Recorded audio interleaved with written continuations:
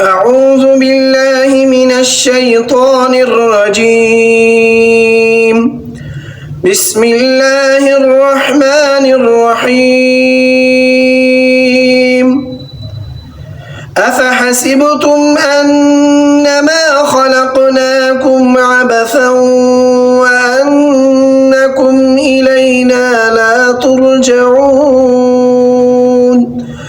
فتعالى الله الملك الحق لا إله إلا هو رب العرش الكريم.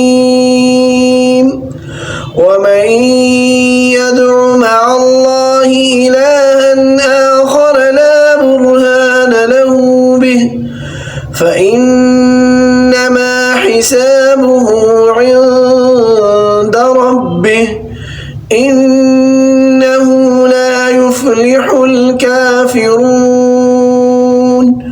وقل رب اغفر وارحم وأنت خير الراحمين.